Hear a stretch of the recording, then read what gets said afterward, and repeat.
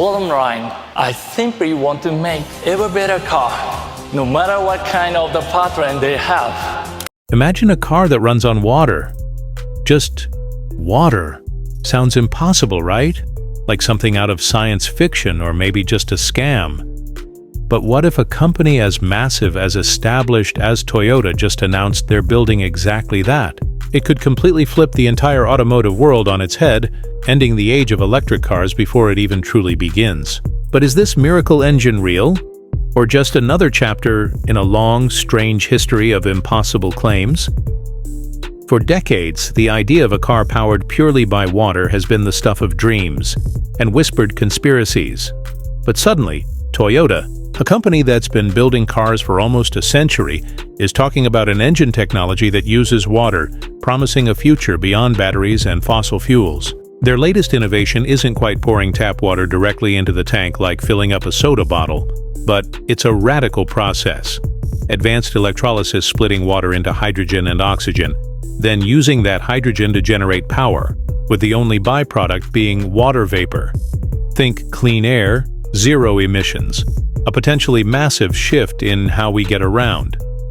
Toyota's calling this their path to becoming a mobility company, not just a car maker aiming for a cleaner, greener tomorrow that aligns with global efforts to combat climate change. This bold move isn't happening in a vacuum. For years, electric vehicles, or EVs, have dominated the green conversation. They're praised for their zero tailpipe emissions, seen as the future. Yet they come with their own set of massive hurdles. EVs rely on heavy, expensive lithium-ion batteries. These batteries need hours to charge, tying you to the grid, and the sheer environmental cost of mining the materials for them, and then figuring out how to dispose of them safely, is a huge looming problem the industry hasn't fully solved. This is where Toyota sees its opening. While EVs wait to charge, their water-powered Vision offers something different: quick refueling, using an abundant, potentially renewable resource, water. And crucially, it sidesteps the battery production and disposal nightmare completely.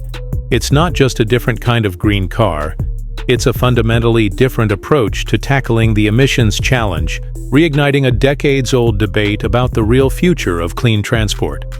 But here's where the story gets stranger, and where the mystery deepens.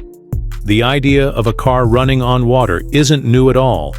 In fact, it has a long, embarrassing, and sometimes even criminal history. Cast your mind back to the 1980s. A man named Stanley Meyer claimed he'd invented a water fuel cell that could power his dune buggy using only water. He became famous, but scientists were always skeptical.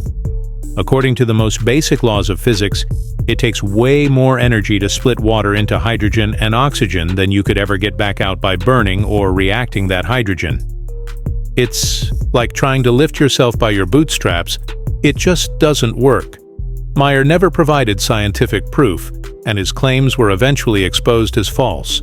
He was even convicted of fraud in the mid-90s. Yet the dream, or the scam, didn't die. In 2008, a Japanese company called Genapax announced their own water-powered car, creating a global buzz. They claimed their system used a special material alongside water. Again, experts cried foul, pointing out it wasn't just water. Like Meyer, Genapax couldn't provide verifiable scientific data, and their claims faded away amidst widespread doubt. There were other attempts too. Hydrogen technology applications with their Aquagen device, Genesis World Energy raising tons of investor money, but producing nothing but fraud charges. And even a man in Sri Lanka in 2008 who claimed to drive 190 miles on just 3 liters of water before he was arrested for fraud. More recently, in 2022, an Indonesian man claimed his device, Nikuba, could turn water into hydrogen fuel for motorcycles, even hinting at interest from Lamborghini and Ferrari, claims quickly debunked by scientists and the car companies themselves. These stories, stretching across decades and continents, all follow the same pattern: grand claims, zero scientific proof, and often accusations of misleading the public. With such a shady past, it's easy to be skeptical, and this history fuels another, even more controversial theory. Could there be powerful forces actively suppressing clean energy technologies like water-based fuel? Some wonder if the multi-trillion-dollar global energy industry, built on fossil fuels, sees these alternative power sources as a direct threat. Think about it. If cars could run on something abundant like water, the demand for oil and gasoline would plummet. Reports claim powerful corporations and stakeholders with vast resources might actively lobby against, discredit, or even buy up and bury technologies that threaten their market dominance. While there's no definitive proof of a global conspiracy against water cars, the financial incentives to maintain the status quo are undeniable. It raises uncomfortable questions about who benefits from certain technologies succeeding and others failing to see the light of day. So how is Toyota different? How can they succeed where so many others have failed or worse? The key difference lies in the science, the proof, and the scale of their legitimate investment. Toyota isn't claiming a magical device that gets energy from water alone. They are using a process called electrolysis, applying electricity to water to split it into hydrogen and oxygen. This requires energy, proving the old scams wrong.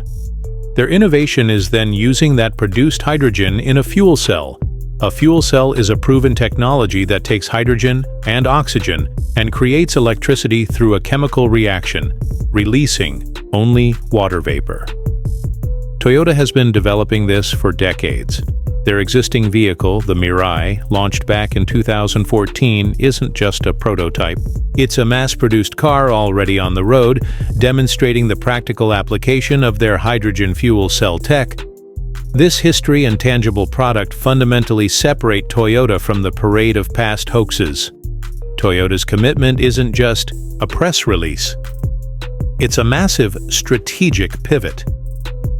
They are investing billions and planning a dedicated hydrogen factory opening in 2024. This isn't just about R&D, it's about streamlining production, sales, and development globally.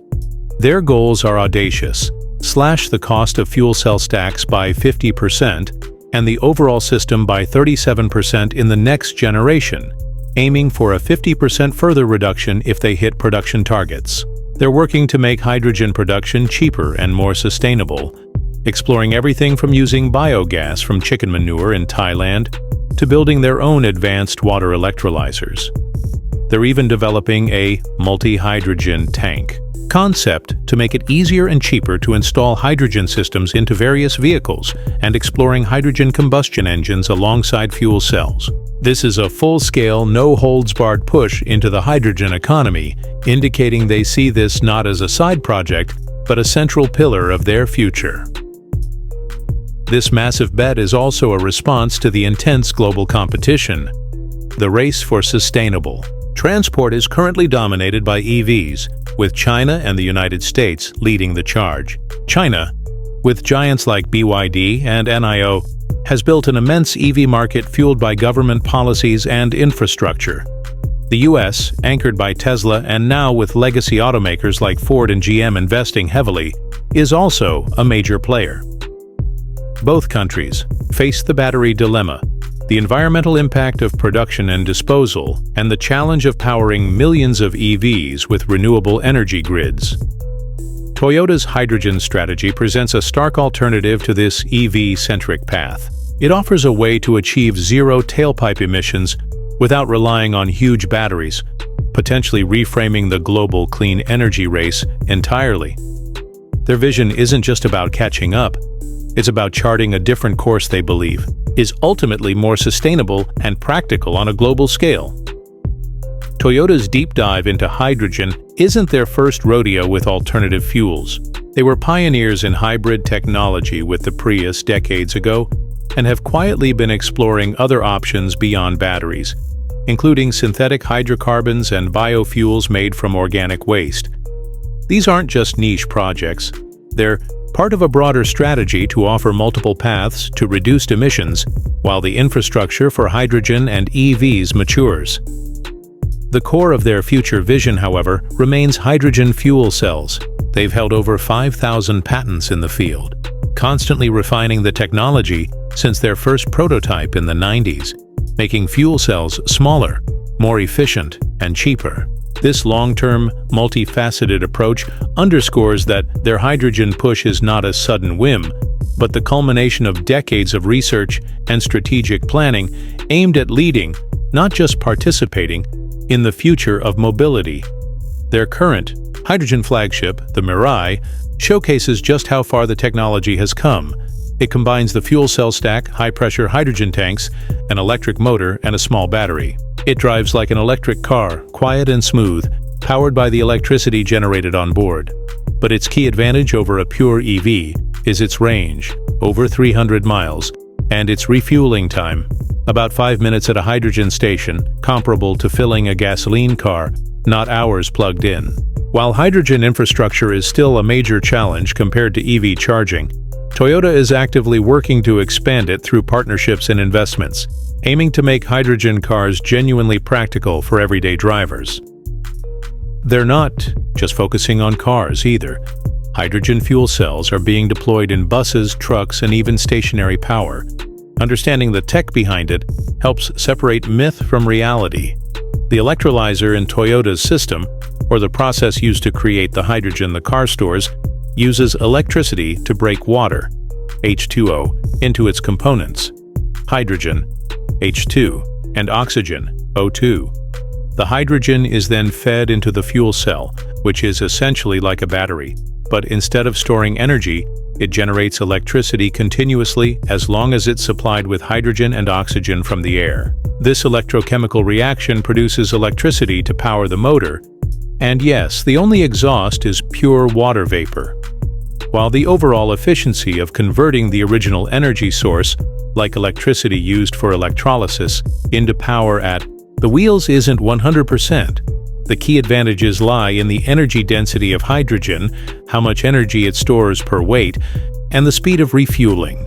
It's a complex system, but it's based on established chemical principles, refined over years of rigorous engineering, a world away from the wishful thinking and fraudulent claims of the past.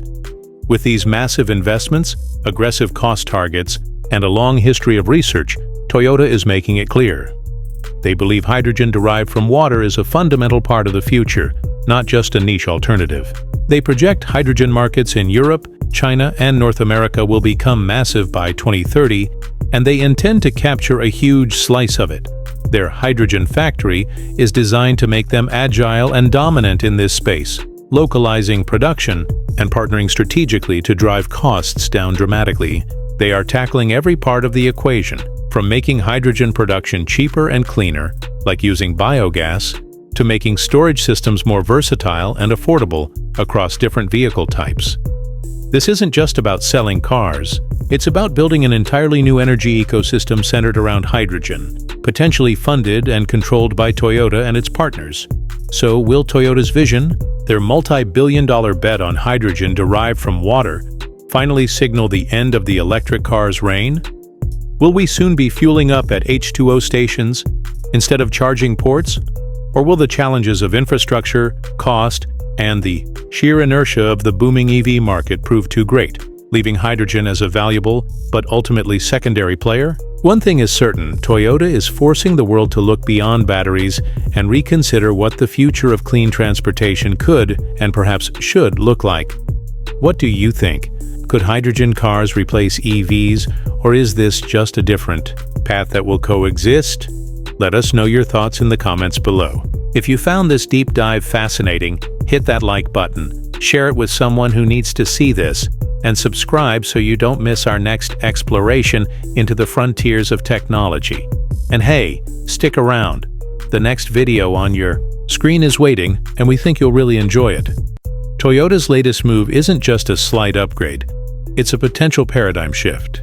They've unveiled plans for a technology that, while not literally running a conventional engine on water, uses water as the key element to produce power on board. Imagine a vehicle equipped with a sophisticated system that takes water and, through an advanced process called electrolysis, breaks it down into its core components, hydrogen and oxygen.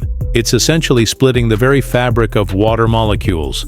That liberated hydrogen then becomes the fuel, fed into a specialized engine system, a fuel cell, where it reacts with oxygen from the air, generating electricity to power the car. The result?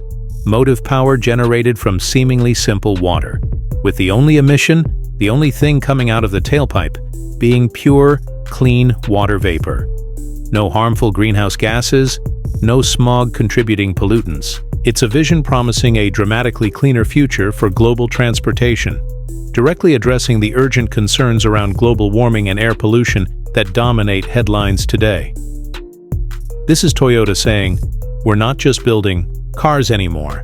We're building the future of mobility, and it might just be powered by H2O. This isn't just a new invention. It's positioned as a direct challenge to the established order of green vehicles, currently dominated by electric cars. For years, EVs have been hailed as the saviors of the planet, celebrated for their zero tailpipe emissions and their ability to run on renewable energy sources. And for good reason. They represent a significant step forward. However, as millions of EVs hit the road, their inherent challenges are becoming increasingly apparent. At the heart of every EV is a massive, heavy, and expensive lithium-ion battery pack. Mining the cobalt and lithium needed for these batteries raises serious environmental and ethical questions. Then there's the disposal issue. What do we do with millions of worn-out, toxic battery packs decades down the line? Furthermore, charging times can be frustratingly long, tying drivers to charging stations for hours, especially on long trips. And the sheer demand on the electrical grid if everyone switches to EVs raises questions about infrastructure readiness and whether that electricity is truly coming from renewable sources in the first place.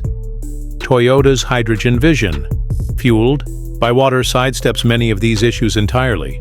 Instead of relying on external charging and massive battery packs, their system uses water, a resource available globally, not tied to specific mining locations or charging infrastructure.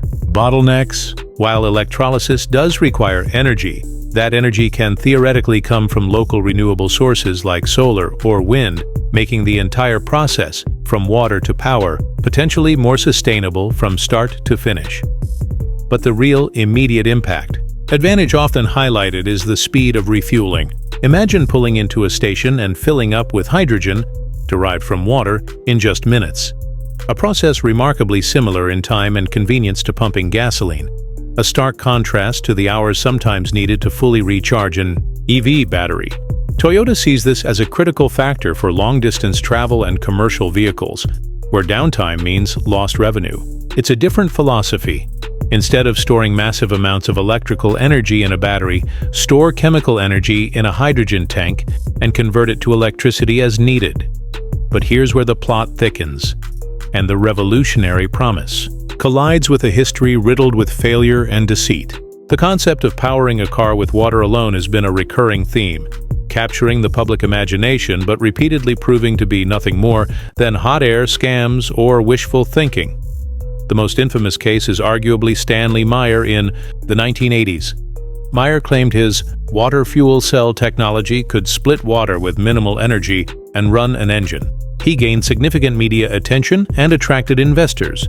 Yet, despite the hype, he consistently failed to provide any scientific evidence or allow independent verification. Experts pointed out the fundamental physics problem. Splitting. Water requires energy input. You cannot get net energy out. Meyer was eventually sued by investors for fraud and convicted in 1996. His story became a cautionary tale about believing seemingly magical energy claims. But the pattern continued. In 2008, a Japanese company, Genapax, made headlines globally with their claim of a water-powered car that could run for an hour on just 1 liter of water. They showcased a prototype generating buzz, but like Meyer, they were vague about the technology, mentioning a special material needed alongside water. When pressed for details or scientific proof, none was forthcoming. Scientists again reiterated the energy input problem. Genapax's claims were widely dismissed by the scientific community and eventually faded, mirroring the trajectory of past hoaxes.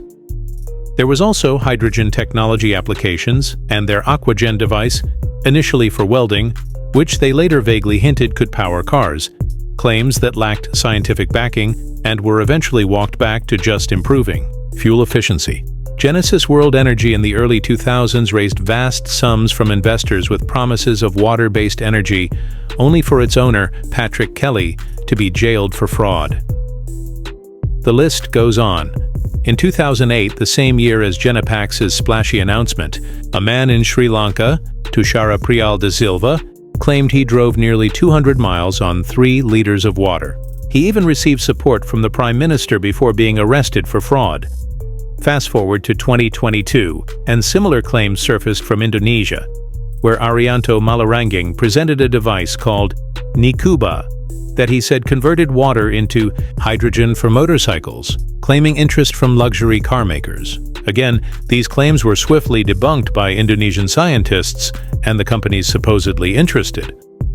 The striking consistency across all these cases, the bold, improbable claims, the lack of scientific transparency or independent verification, and often the eventual accusations of misleading the public for financial gain, creates a heavy cloud of skepticism around any talk of water-powered cars. It makes you wonder, if it seems too good to be true, it almost certainly is. Unless, of course, it's Toyota?